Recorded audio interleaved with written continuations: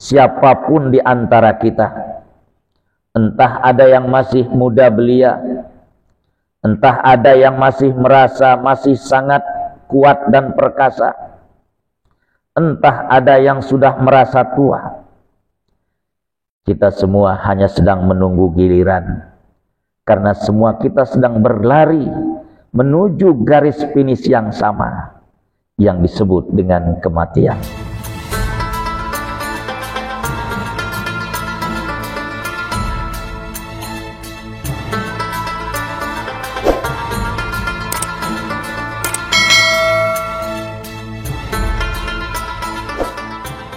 Assalamualaikum warahmatullahi wabarakatuh.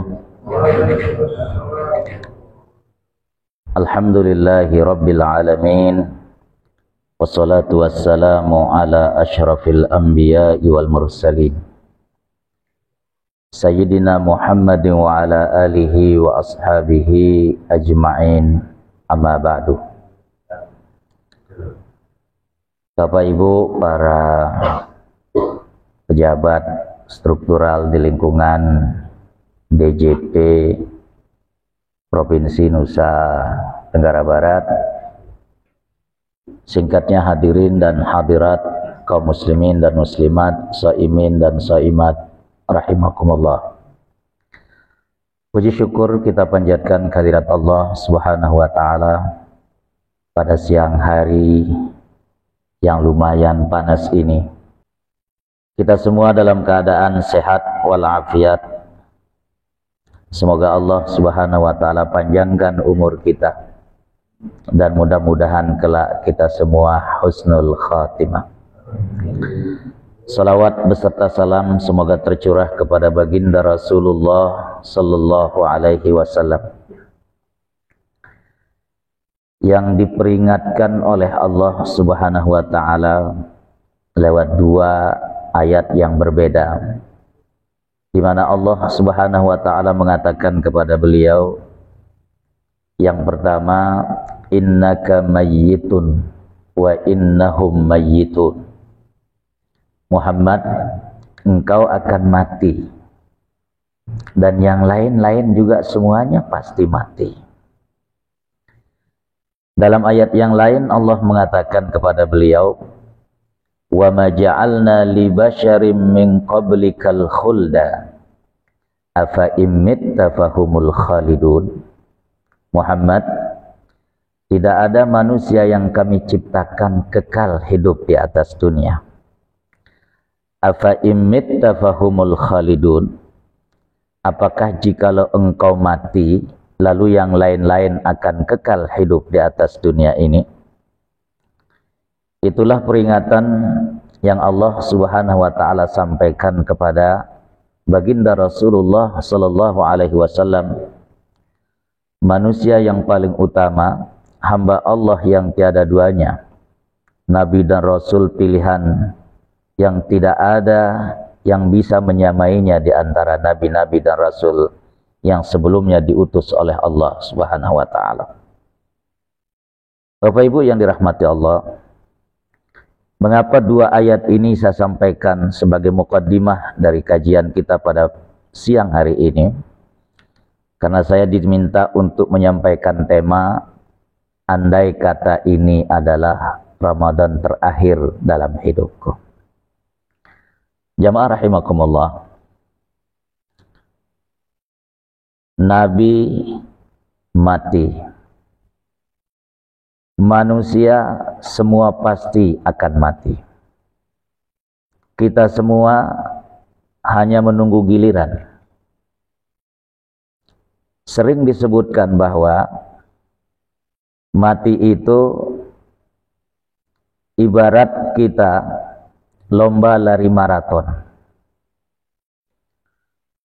Semua peserta lomba bergerak dari garis start, berlari menuju ke arah garis finish yang sama.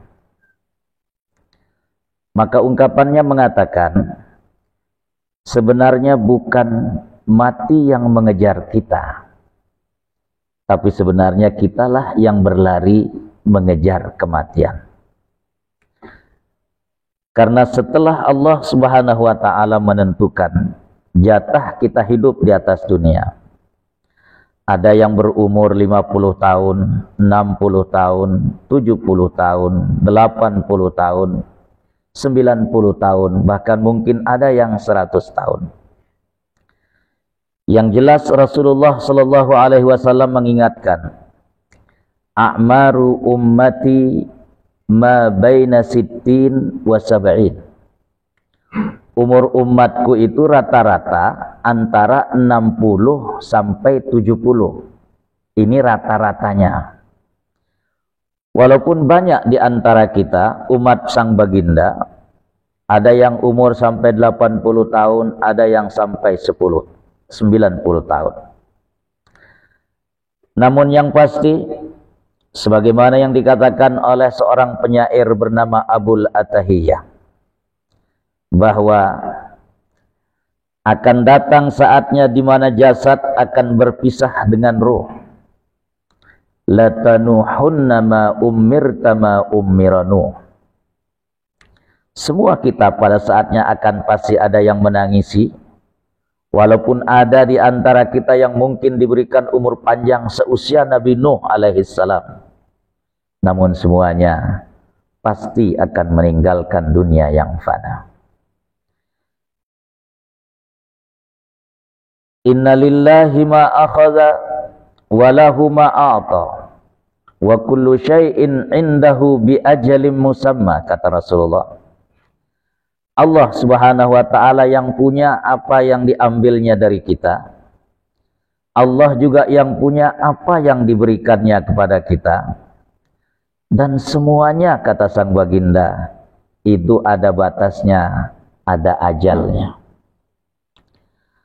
Maka jikalau semua kita yakin bahwasanya pada satu saat nanti kita pasti akan menghadap kepada Allah Subhanahu wa taala. Terlebih sekarang kita ini berada di bulan Ramadan yang mulia. Tentu siapapun di antara kita, tidak ada yang bisa memastikan apakah dia akan bertemu dengan Ramadan tahun yang akan datang ataukah tidak. Bahkan mohon maaf, jangankan sampai 1 tahun. Tidak ada satupun di antara kita yang bisa memastikan apakah esok kita masih bisa melihat mentari ataukah tidak. Wa ma tadri nafsum madza taksibu ghadan wa ma tadri nafsum bi ayyi ardin tamut, kata Allah Subhanahu wa taala. Tidak ada satupun manusia yang boleh memastikan apa yang akan ia dapatkan pada esok harinya, dan tidak ada satupun manusia yang mengetahui di bumi mana dia akan mati. Jamaah rahimakumullah, Rasulullah sallallahu alaihi wasallam sebagai manusia yang paling tahu bahwa pada saatnya ketika ajal tiba, dia pasti akan meninggalkan dunia yang fana.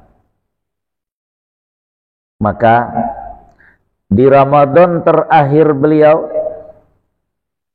di mana Ramadan sebelumnya beliau sempat bertemu 9 kali dalam hidupnya dengan bulan suci Ramadan. Di 10 hari terakhir Ramadan, biasanya beliau beriktikaf selama 10 hari. Tapi di tahun beliau wafat, beliau beriktikaf sebanyak 20 hari. Karena beliau tahu bahwasanya beliau pada satu saat pasti akan meninggalkan dunia yang fana, cepat atau lambat. Maka beliau selalu berusaha mencontohkan kepada umatnya peningkatan kualitas dalam ibadahnya kepada Allah Subhanahu wa taala. Andai kata kita tahu bahwasanya Ramadan saat ini adalah Ramadan terakhir dalam hidup kita, maka hadiah yang disebut oleh para ulama nafahat, hembusan rahmat Allah Subhanahu wa taala yang mulai Allah berikan semenjak malam pertama Ramadan sampai datangnya malam terakhir Ramadan. Saat matahari tenggelam di mana nanti kemudian semua orang menyambutnya dengan takbiran. Allah Subhanahu wa taala sedang memberikan nafahat rahmat, hembusan rahmat yang sangat luar biasa dari Allah Subhanahu wa taala. Para ulama mengatakan bahwa ada dua kesempatan sekaligus dua kemuliaan yang Allah Subhanahu wa taala berikan kepada umat Islam. Lewat dua kemuliaan dan dua kesempatan ini, Allah akan melipat gandakan pahala berlipat-lipat banyaknya kepada siapa saja umat Islam yang memanfaatkan dua kemuliaan ini. Kemuliaan yang pertama disebut dengan syaraful makan, tempat yang mulia atau mulianya tempat. Tempat yang mulia itu, hadirin, tidak ada di Indonesia, tidak ada di Amerika, tidak ada di Eropa, tidak ada di Australia, tidak ada di Afrika. Ia hanya ada di satu negara bernama Saudi Arabia, di dua kotanya Makkah dan Madinah. Siapa yang sekali sholat di Masjid Nabawi pahalanya seperti sholat 1000 kali di masjid yang lain. Siapa yang sekali sholat di Masjidil Haram pahalanya seperti sholat 100.000 kali di masjid yang lain. Mengapa Allah Subhanahu wa taala lipat gandakan pahalanya? Jawabannya li syarafil makan, saking mulianya tempat di mana amal itu dikerjakan. Jamaah, kalau kita yang mungkin pernah diberikan kesempatan oleh Allah pergi umrah atau pergi haji, di antara tawaf-tawaf yang dilakukan ada satu tawaf yang disebut dengan tawaf al-wada atau tawaful wida, tawaf perpisahan. Yaitu tawaf karena kita akan berpisah dengan Ka'bah al-Musyarrafah. Tawaf karena kita akan berpisah dengan tempat yang mulia. Biasanya orang kalau selesai tawaf wada itu, dia akan menangis, dia akan berdoa, ya Allah, kembalikan saya ya Allah ke tempat yang mulia ini. Ya Allah, berilah saya kesempatan untuk kembali ke tanah suci.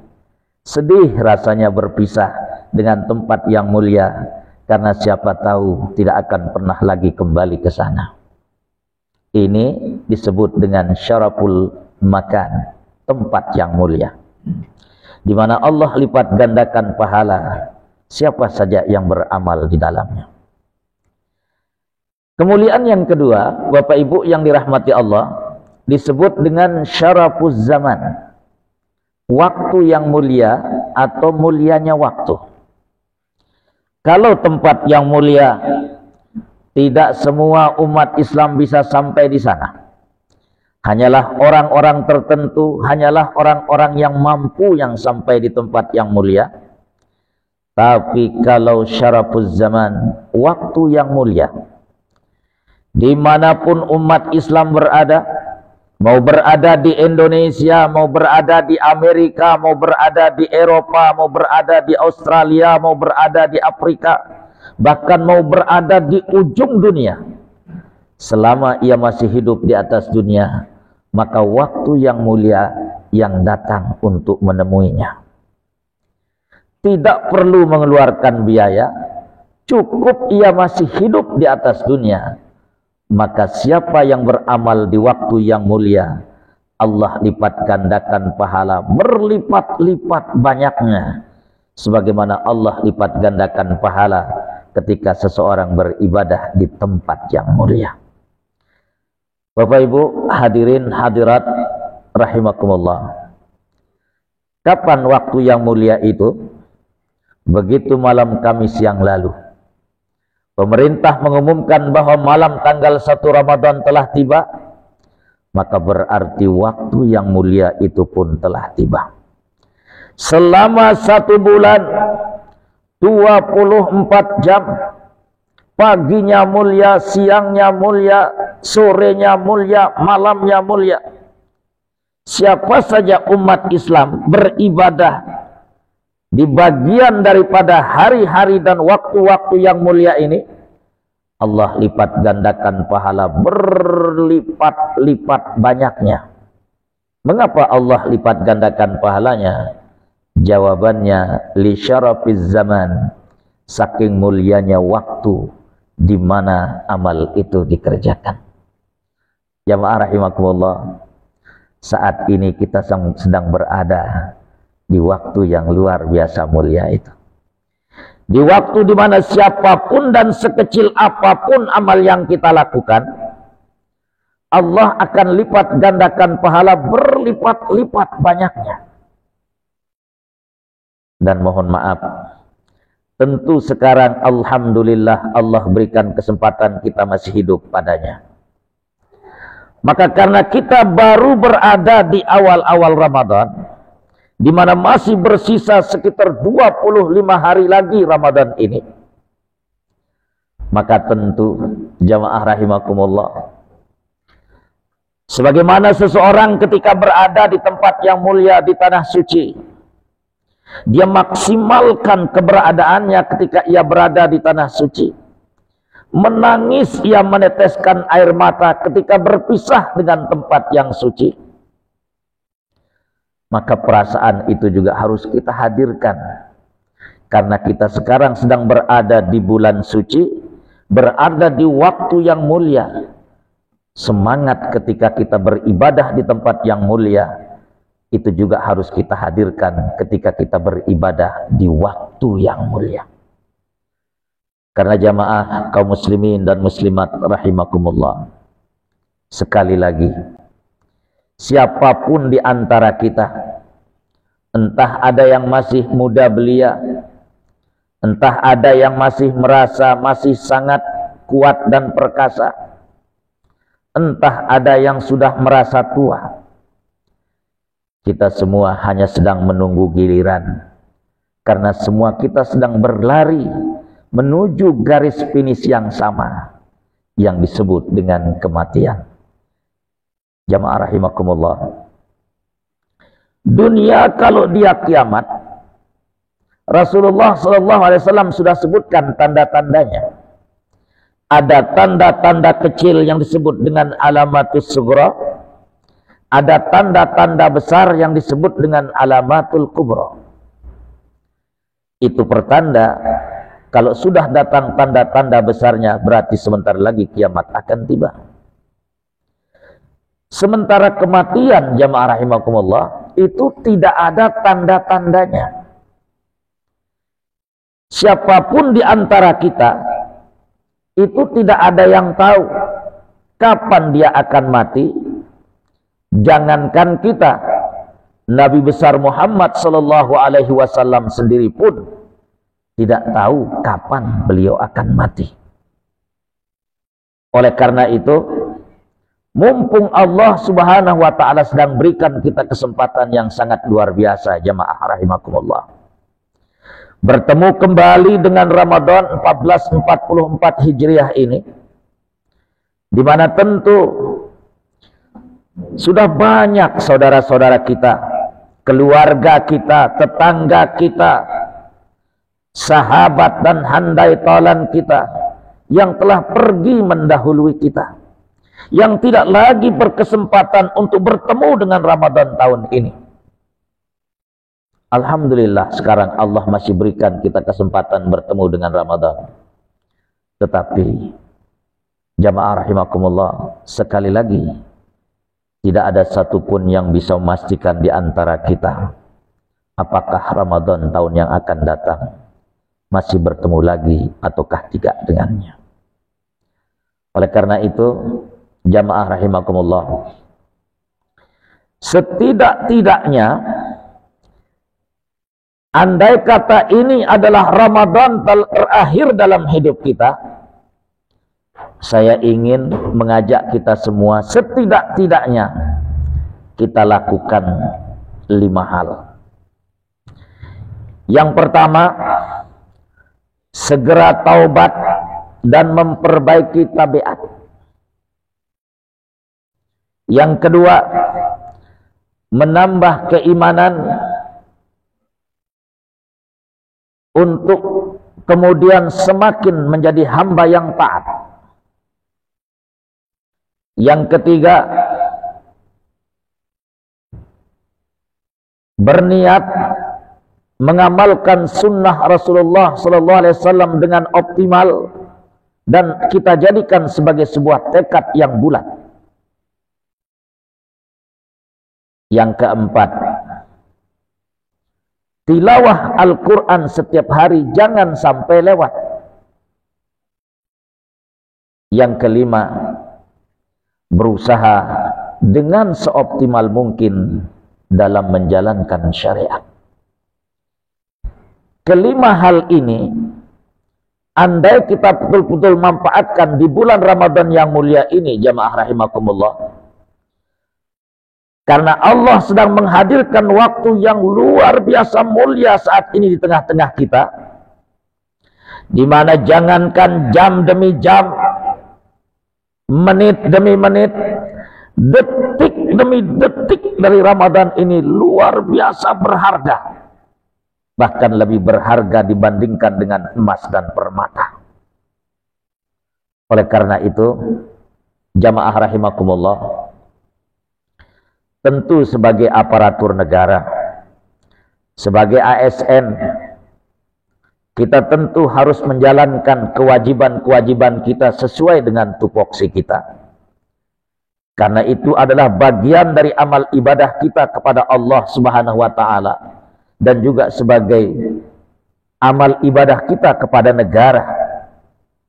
Tetapi jangan sampai kemudian kita nanti mengatakan syagalatna amwaluna wa ahluna, kami disibukkan dengan urusan keluarga dan menghitung-hitung harta, yang kemudian melalaikan kita untuk tidak memanfaatkan kehadiran Ramadan yang luar biasa berharga ini untuk mengisinya dengan amal soleh sebanyak-banyaknya.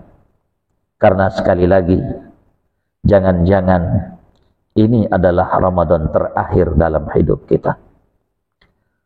Jamaah rahimakumullah, Ramadan adalah satu di antara makhluk Allah Subhanahu wa taala. Dia adalah tamu istimewa yang Allah Subhanahu wa taala hadirkan kepada umat Islam. Ibaratnya kita ini adalah tuan rumah yang didatangi oleh seorang tamu. Kita kalau kedatangan tamu, jamaah rahimakumullah, apalagi tamu itu tamu istimewa, tentu kita ingin memberikan servis sebaik-baiknya kepadanya. Bila perlu saat datang perpisahan, kita saling tangis-tangisan. Karena sebenarnya berat untuk berpisah. Karena kepingin berlama-lama. Tapi memang sebagaimana ungkapan pepatah, tidak ada pertemuan tanpa perpisahan. Bahwa pesta pasti akan berakhir. Tidak ada pesta yang abadi. Karena memang pasti pesta itu pasti akan ada endingnya, akan ada akhirnya. Maka sebagaimana ketika kita hendak berpisah dengan teman yang kita cintai, kita menangisi kepergiannya, dia juga menangisi karena akan berpisah dengan kita. Maka saya ingin mengajak diri saya, mengajak kita semua hadirin, kaum muslimin dan muslimat, shaimin dan shaimat, agar jangan sampai hanya kita yang menangis nanti ketika Ramadan pergi. Kalau bisa, Ramadan juga menangis ketika berpisah dengan kita. Karena ketika kita mengisi relung-relung Ramadan, waktu-waktu Ramadan, paginya kita isi dengan ibadah, siangnya kita isi dengan ibadah, sorenya kita isi dengan ibadah, malamnya kita isi dengan ibadah, maka nanti bisa saja Ramadan juga menangis seandainya ia berpisah dengan kita, karena ia tahu tidak semua orang-orang yang beribadah di bulan Ramadan itu akan kembali bertemu dengan dirinya di tahun-tahun yang akan datang. Maka mari kita buat Ramadan menangis berpisah dengan kita. Bukan hanya kita yang menangis nanti saat berpisah dengannya. Buat Ramadan menjadi merindukan untuk bertemu dengan kita kembali. Bukan hanya kita yang rindu untuk bertemu kembali dengan bulan suci. Jamaah kaum muslimin dan muslimat rahimakumullah. Maka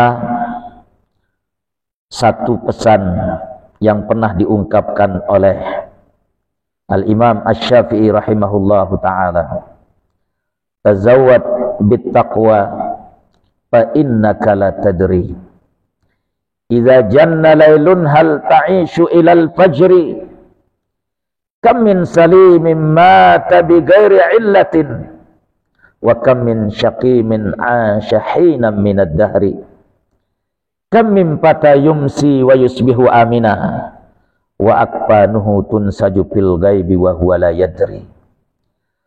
Tazawwad bittaqwa, bekalilah diri kita dengan takwa. Fa innaka la tadri, karena sesungguhnya kita tidak pernah mengetahui. Idza janna lailun hal ta'ishu ilal fajri, apakah ketika malam tiba beranikah kita memastikan mentari akan bisa kita lihat di esok hari. Kam min salimin mata bi ghairi illatin, karena di zaman seperti zaman di mana kita berada saat ini, begitu banyak orang-orang yang pergi tanpa pamit. Begitu banyak orang-orang yang sehat bugar, masih muda, gagah, tampan, rupawan, mati secara tiba-tiba. Wa kam min saqimin asyahinam minad dahri, dan berapa banyak orang-orang yang terbujur sakit di rumah sakit. Para dokter mengatakan hanya tinggal menunggu hari, hanya tinggal menunggu waktu. Allah panjangkan umurnya karena mati adalah misteri di mana hanya Allah yang Maha mengetahui. Kam min fata yumsi wa yusbihu amina. Berapa banyak anak-anak muda, para remaja-remaji di waktu pagi merasa tenang-tenang saja. Di waktu pagi dan di waktu sore ia merasa aman-aman saja. Wa akfanuhu fil ghaibi tunsaju wa huwa la yadri. Sementara kain kafannya sudah disiapkan untuk membungkus mayatnya, sementara ia tidak pernah menyadari dan mengetahui. Oleh karena itu, jamaah rahimakumullah, sebagai aparatur negara, tentu kita wajib menjalankan tugas-tugas kita dengan sebaik-baiknya. Negara memanggil, tetapi yang harus diingat, kita ini bukan hanya sekedar abdi negara, tapi kita ini adalah abdinya Allah subhanahu wa ta'ala. Dan abdi kepada Allah subhanahu wa ta'ala adalah di atas segala-galanya, di mana apa yang kita lakukan di atas dunia kelak akan kita pertanggungjawabkan di hadapan Allah subhanahu wa ta'ala. Fafiru ilallah, segeralah berlari menuju Allah subhanahu wa ta'ala. Wasari'u ila magfiratin min rabbikum wa jannatin arduhas samawati wal ardu uiddat lil muttaqin. Berlarilah sekencang-kencangnya menuju ampunan dan surganya Allah subhanahu wa ta'ala, yang Allah sediakan hanya bagi orang-orang yang bertakwa. Jamaah rahimakumullah, mari kita manfaatkan kehadiran Ramadan tahun ini untuk menambah pundi-pundi pahala sebanyak-banyaknya. Kesempatan emas yang luar biasa, yang mana sekali lagi kita tidak pernah mengetahui apakah kita akan kembali lagi bertemu dengannya tahun depan ataukah tidak. Itulah pesan Ramadan hari yang ke-6 yang bisa sampaikan pada siang hari ini. Mudah-mudahan ada manfaatnya. Mari kita tutup dengan sama-sama membaca doa kafaratul majlis. Subhanakallahumma wa bihamdika asyhadu an la ilaha illa anta astaghfiruka wa atubu ilaik. Wassalamualaikum warahmatullahi wabarakatuh.